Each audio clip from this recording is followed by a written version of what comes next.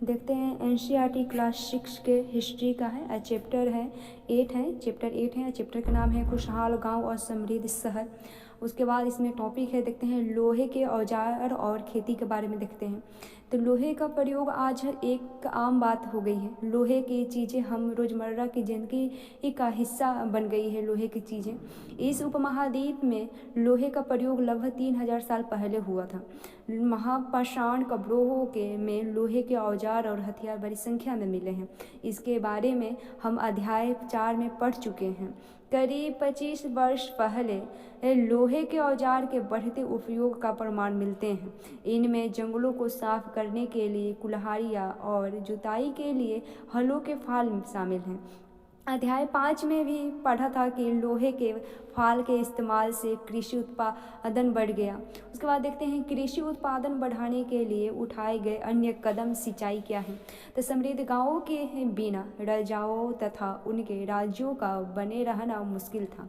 जिस तरह कृषि के विकास में नए औजार तथा रोपाई महत्वपूर्ण कदम थे, उसी तरह सिंचाई भी काफ़ी उपयोगी साबित हुई। इस समय सिंचाई के लिए नहरें, कुएं, तालाब तथा कृत्रिम जलाशय बनाए गए। उसके बाद देखते हैं गाँवों में कौन रहते थे, इसके बारे में जानते थे। तो इस उपमहाद्वीप के दक्षिण तथा उत्तरी हिस्सों के अधिकांश गाँवों में कम से कम 3 तरह के लोग रहते थे। तमिल क्षेत्र में बड़े भूस्वामियों को बिल्ला, साधारण हलवाहों को ओरवाड़ और भूमिहीन मजदूर दास, कडेशियार और आदि मई कहलाते थे। देश के उत्तरी हिस्से में गांव का प्रधान व्यक्ति ग्राम भोजक कहलाता था। अक्सर एक ही परिवार के लोग इस पद पर कई पीढ़ियों तक बने रहते थे, यानी कि यह पद आनुवंशिक था। ग्राम भोजक के पद पर आमतौर पर गांव का सबसे बड़ा भूस्वामी होता था। साधारणतया इनकी जमीन पर इनके दास और मजदूर काम करते थे। इसके अतिरिक्त प्रभावशाली होने के कारण प्रायः राजा भी कर वसूलने का काम उन्हें ही सौंप देते थे। ये न्यायाधीश का और कभी कभी पुलिस का भी काम करते थे। ग्राम भोजकों के अलावा अन्य स्वतंत्र कृषक भी होते थे, जिन्हें गृहपति कहते थे। इनमें ज़्यादातर छोटे किसान ही होते थे। इसके अतिरिक्त कुछ ऐसे स्त्री पुरुष थे जिनके पास अपनी ज़मीन नहीं होती थी। इनमें दास कर्मकार आते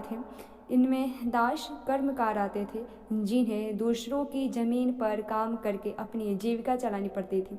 अधिकांश गांवों में लोहार, कुम्हार, बढ़ई तथा बुनकर जैसे कुछ शिल्पकार भी होते थे।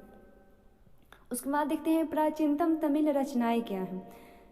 तो तमिल की प्राचीनतम रचनाओं को संगम साहित्य कहते हैं। इनकी रचना करीब 2300 साल पहले की गई। इन्हें संगम इसलिए कहा गया क्योंकि मदुरै के कवियों के सम्मेलनों में इनका संकलन किया जाता था। गांव में रहने वालों के जिन तमिल नामों का उल्लेख यहाँ किया गया है, वे संगम साहित्य में पाए गए हैं। ठीक है, उसके बाद देखते हैं नगर क्या कहती है कहानियाँ, यात्रा, वितरण, मूर्तिकलाएँ और पुरातत्व, इनके बारे में देखते हैं। तो तुमने जातकों के बारे में सुना होगा। ये वे कहानियाँ हैं जो आम लोगों में प्रचलित थी। बौद्ध भिक्षुकों ने इनका संकलन किया। यहाँ एक जातक कथा भी दी गई है, जिसमें यह बताया गया है कि एक निर्धन किस तरह धीरे धीरे धनी बन जाता है। इसके बारे में दिया गया है। प्राचीनतम नगरों के जीवन के बारे में हमें कुछ अन्य स्रोतों से भी पता चल सकता है। शहरों, गांवों या फिर जंगलों के जीवन से जुड़ी घटनाओं को मूर्तिकार कलात्मक ढंग से उकेरते थे। इन मूर्तियों को ऐसी इमारतों की रेलिंग, खंभों या प्रवेश द्वारों पर सजाया जाता था जहां लोग आते थे।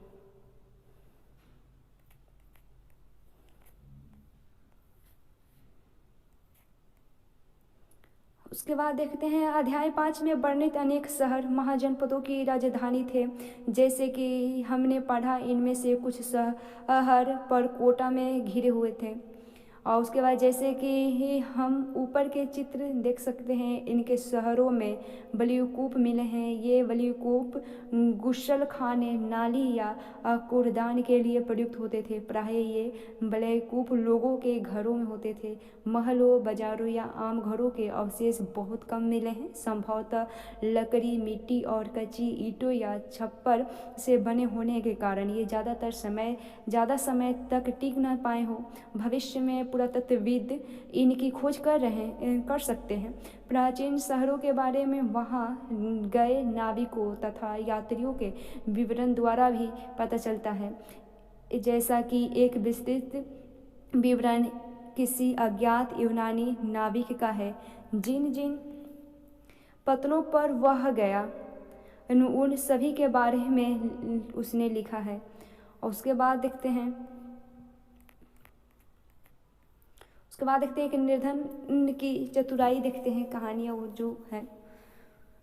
एक शहर में एक गरीब युवक था। उसके पास एक मरे चूहे के अलावा कुछ नहीं था। उसने उस चूहे को एक सिक्के में एक भोजनालय वाले के बिल्ली के लिए बेच दिया। फिर एक दिन बड़ी जोर सी आंधी आई। राजा का बगीचा टूटी टहनियों और पत्तों से भर गया। उनका माली इसे साफ करने के बारे में परेशान हो उठा। युवक ने माली से कहा कि अगर लकड़ियाँ और पत्ते उससे मिल जाए तो वह बगीचे की सफाई कर सकता है। माली तुरंत मान गया। युवक ने 5 खेल रहे बच्चों को यह कहकर इकट्ठा कर लिया कि प्रत्येक टहनी और पत्ते के बदले में उन्हें एक एक मिठाई मिलेगी। देखते ही देखते उन्होंने बगीचे से एक एक तिनका चुनकर गेट के पास इकट्ठा कर दिया। तभी उधर से राजा का कुम्हार बर्तनों की पकाने के लिए ईंधन की तलाश में गुजरा। उसने पूरे ढेर को खरीद लिया। इस तरह युवक के पास कुछ और पैसे हो गए। अब उस युवक ने एक और योजना बनाई। एक बड़े बर्तन में पानी भरकर वह नगर के द्वार पर गया और वहाँ उसने घास काटने वाले 500 लोगों को पानी पिलाया। खुश होकर उन लोगों ने कहा, तुमने हमारे लिए इतना अच्छा काम किया है, बताओ अब हम तुम्हारे लिए क्या कर सकते हैं। उसने कहा, मैं आपको यह बात बताऊंगा जब मुझे आपकी सहायता की ज़रूरत होगी। इसके बाद उसने एक व्यापारी से दोस्ती की। एक दिन उस व्यापारी ने बताया, कल एक घोड़े का व्यापारी 500 घोड़े के साथ शहर में आ रहा है। यह सुनकर उस युवक ने उन घास काटने वाले के पास जाकर कहा, कृपया तुम सब एक एक घास का गट्ठा मुझे दे दो और अपनी घास तब तक मत बेचो जब तक मेरी न बिक जाए। उन्होंने उसे घास के 5 गट्ठे दे दिए। जब घोड़े के व्यापारी को कहीं भी घास न मिली तो उसने इस युवक के पास 1000 सिक्के में खरीद लिया।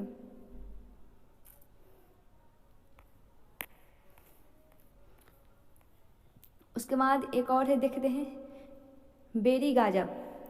भरूच का यूनानी नाम है, ठीक है। बेरी गाजा की कहानी है, देखते हैं।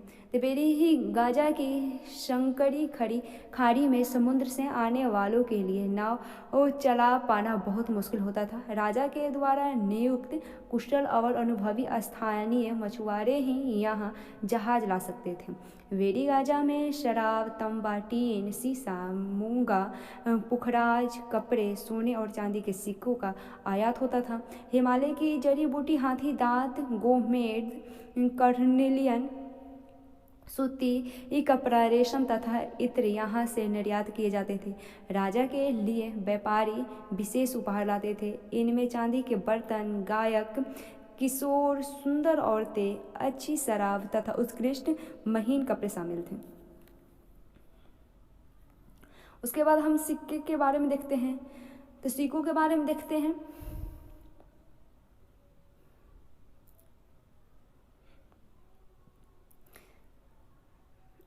यहाँ कुछ चित्र दिया गया है और हम उस चित्र के बारे में भी देख सकते हैं और किस तरह सिक्के के आधार पर संपत्ति का मूल्यांकन किया गया। पुरातत्वविद को इस युग के हजारों सिक्के मिले हैं। सबसे पुराने आहत सिक्के थे जो करीब 500 साल चले।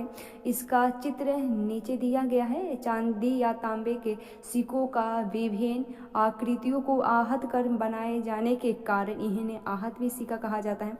आहत सिक्के के बारे में देखते हैं तो आहत सिक्के सामान्यतः आयताकार और कभी कभी वर्गाकार या गोल होते हैं। ये या तो धातु की चादर को काटकर या धातु के चपटे गोलिकाओं से बनाए जाते थे। इन सिक्कों पर कुछ लिखा हुआ नहीं था, बल्कि इन पर कुछ चिन्ह ठप्पे से लगाए जाते थे, इसलिए ये आहत सिक्के कहलाए। ये सिक्के उपमहाद्वीप के लगभग अधिकांश हिस्सों में पाए जाते हैं और ईसा की आरंभिक सदियों तक ये प्रचलन में रहे थे। उसके बाद देखते हैं विनिमय के अन्य साधन।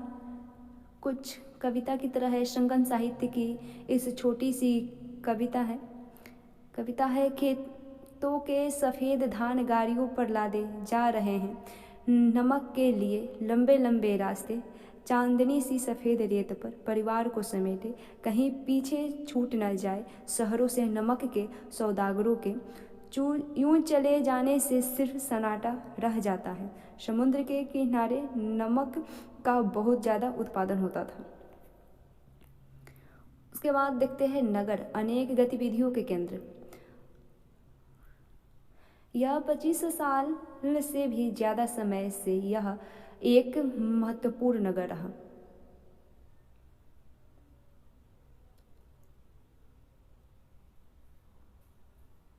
मथुरा के बारे में है, ठीक है। मथुरा के बारे में यह 25 साल से भी ज़्यादा समय से एक महत्वपूर्ण नगर रहा है मथुरा, क्योंकि यह यातायात और व्यापार के दो मुख्य रास्तों पर स्थित था। इसमें से एक रास्ता उत्तर पश्चिम से पूर्व की ओर, दूसरा उत्तर से दक्षिण की ओर जाने वाला था। शहर के चारों ओर किलेबंदी थी, इनमें अनेक मंदिर थे। आसपास के किसान तथा पशुपालक शहर में रहने वालों के लिए भोजन जुटाते थे। मथुरा बेहतरीन मूर्तियाँ बनाने का केंद्र था। लगभग 2000 साल पहले मथुरा कुषाणों की दूसरी राजधानी बनी। इसके बारे में हम अगले अध्याय में पढ़ेंगे। मथुरा एक धार्मिक केंद्र भी रहा। यहाँ बौद्ध विहार और जैन मंदिर हैं। यह कृष्ण भक्ति का एक महत्वपूर्ण केंद्र था।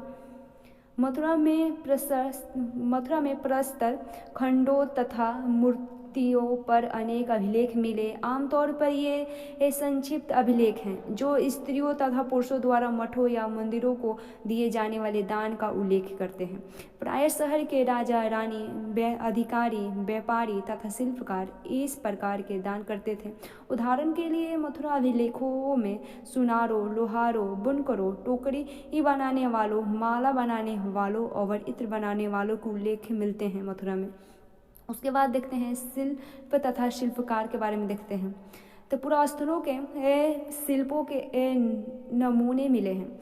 इनमें मिट्टी के बहुत ही पतले और सुंदर बर्तन मिले, जिन्हें उत्तरी काले चमकीले पात्र कहा जाता है, क्योंकि ये ज़्यादातर उपमहाद्वीप के उत्तरी भाग में मिले हैं। ध्यान रहे कि अन्य दूसरे शिल्पों के अवशेष नहीं बचे होंगे। जैसे कि विभिन्न ग्रंथों में हमें पता चलता है कि कपड़ों का उत्पादन बहुत महत्वपूर्ण था। उत्तर में बनारसी और दक्षिण में मदुरै इसके प्रसिद्ध केंद्र थे। यहाँ स्त्री पुरुष दोनों काम करते थे। अनेक शिल्पकार तथा व्यापारी अपने अपने संघ बनाने लगे थे, जिन्हें श्रेणी कहते थे। शिल्पकारों की श्रेणियाँ का काम प्रशिक्षण देना, कच्चा माल उपलब्ध कराना तथा तैयार माल का वितरण करना था, जबकि व्यापारियों की श्रेणियां व्यापार का संचालन करती थी। श्रेणियां बैंकों के रूप में काम करती थी, जहां लोग पैसे जमा करते थे। इस धन का निवेश लाभ के लिए किया जाता था। उससे मिले लाभ का कुछ हिस्सा जमा करने वाले को लौटा दिया जाता था या फिर मठ आदि धार्मिक संस्थानों को दिया जाता था। उसके बाद उत्तरी काले चमके पात्र के बारे में देखते हैं। NBPW ये एक कठोर चाक निर्मित धातु की तरह दिखने वाले तथा चमकदार काली सतह वाले पात्र हैं। इसे बनाने के लिए कुम्हार मिट्टी के बर्तनों को भट्टों पर उच्चतम ताप पर रखते थे, जिसके परिणाम स्वरूप इन बर्तनों की बाहरी सतह काली हो जाती थी। इन पर एक पतली काली लेप भी लगाई जाती थी, जो इस बर्तन को वो शीशे जैसी चमक प्रदान करती थी। उसके बाद देखते हैं सूत काटने और बुनने के नियम। ये नियम अर्थशास्त्र के हैं। अध्याय 7 में अर्थशास्त्र का उल्लेख किया गया है, हम देखे भी थे। इसमें वर्णन किया गया है कि किस प्रकार एक विशेष पदाधिकारी की देखरेख में कारखानों में सूती की कताई और बुनाई की जाती थी। उन पेड़ों की छाल, कपास, पटुआ तथा सन को तैयार करने के काम में विधवाओं, सक्षम अक्षम महिलाओं, भिक्षुणियों, वृद्धा वेश्याओं तथा राजा की अवकाश प्राप्त दासियों, सेविकाओं और अवकाश प्राप्त देवदासियों को लगाया जा सकता था। इन्हें इनके काम के और गुणवत्ता के अनुसार पारिश्रमिक देना चाहिए। जिस महिलाओं को बाहर निकलने की अनुमति नहीं, वे अपनी दासियों को भेजकर कच्चे माल को मंगवा सकती है और फिर तैयार माल उन्हें भिजवा सकती है। वे औरतें जो कारखाना तक जा सकती है, उन्हें अपना माल कारखानों तक तड़के ले जाना पड़ता था, जहां उन्हें पारिश्रमिक मिलता था। इस समय माल को अच्छी तरह जांचने के लिए रोशनी रहती है। अगर निरीक्षण उस औरत की तरफ देखता है या उधर उधर की बातें करता है तो उसे सजा भी मिलनी चाहिए। मगर औरतों ने अपना काम पूरा नहीं किया तो उसे जुर्माना देना होता था। इसके लिए उसका अंगूठा भी कटवा दिया जा सकता था। उसके बाद सूक्ष्म निरीक्षण, अरिकामेडु। देखते हैं अरिकामेडु यानी वर्तमान में पुदुचेरी, ठीक है। लगभग 2200 से 1900 साल पहले अरिकामेडु एक पतन था। यहाँ दूर दूर से आए जहाज़ों के सामान उतारे जाते थे, जहाँ ईंटों से बनाए एक ढांचा मिलता है जो संभवतः गोदान रहा हो। यह भूमध्य सागरीय क्षेत्रों के एफोरा जैसे पात्र मिले हैं। इनमें शराब या तेल जैसे तरल पदार्थ रखे जाते थे। इनमें दोनों तरफ से पकड़ने के लिए हत्थे लगे हैं। ये साथ ही यहाँ एरेटाइन जैसे मुहर लगे लाल चमकदार बर्तन भी मिले हैं। इन्हें इटली के एक शहर के नाम पर एरेटाइन पात्र के नाम से जाना जाता है। इसे मुहर लगे सांचे पर गीली चिकनी मिट्टी को दबाकर बनाया जाता था। कुछ ऐसे बर्तन भी मिले हैं जिनका डिजाइन तो रोम का था, किंतु वे यहीं बनाए जाते थे। यहाँ रोमन लैफ शीशे के बर्तन तथा रत्न भी मिले हैं। साथ ही छोटे छोटे कुंड मिले हैं जो संभवतः कपड़े की रंगाई के पात्र रहे होंगे। यहाँ पर शीशे और अर्ध बहुमूल्य पत्थरों से मनके बनाने के पर्याप्त साक्ष्य भी मिले हैं। कुछ साइड में देखते हैं तो अभिलेखित मिट्टी के बर्तन। कई बर्तनों पर ब्राह्मणी लिपि के अभिलेख मिले हैं। प्रारंभ में तमिल भाषा के लिए इसी लिपि का प्रयोग किया जाता था, इसलिए इन्हें तमिल ब्राह्मणी अभिलेख भी कहा जाता है। अन्यत्र में देखते हैं तो यह यूरोप के सबसे पुराना शहरों में से एक है, मानचित्र में दिया गया है। और इसका विकास लगभग तभी हुआ जब गंगा के मैदान के शहर बस रहे थे। रोम एक बहुत बड़े साम्राज्य की राजधानी था। यह यूरोप, उत्तरी अफ्रीका तथा पश्चिमी एशिया तक फैला साम्राज्य था। इसके सबसे महत्वपूर्ण शासकों में से एक अगस्टन ने करीब 2000 साल पहले शासन किया था। उसने कहा था कि रोम ईंटों का शहर था जिसे मैंने संगमरमर का बनवाया। अगस्टन के और उसके बाद के शासकों ने कई मंदिरों तथा महल भी बनवाए। अगस्टन ने बड़े बड़े रंगमंडल बनवाए। इनमें चारों तरफ दर्शकों के बैठने की सीढ़ी नुमा जगह जगह होती थी। यहाँ लोग विभिन्न प्रकार के कार्यक्रम देख सकते थे। उन्होंने स्नानागार भी बनवाए जहाँ स्त्रियाँ और पुरुषों के लिए अलग अलग समय निर्धारित थे। यहाँ लोग एक दूसरे से मिलते थे और आराम करते थे। बड़े बड़े जलवाही सेतु के जरिए शहर के स्नानगारों, पवारों तथा गुसलखानों के लिए भी पानी लाया जाता था।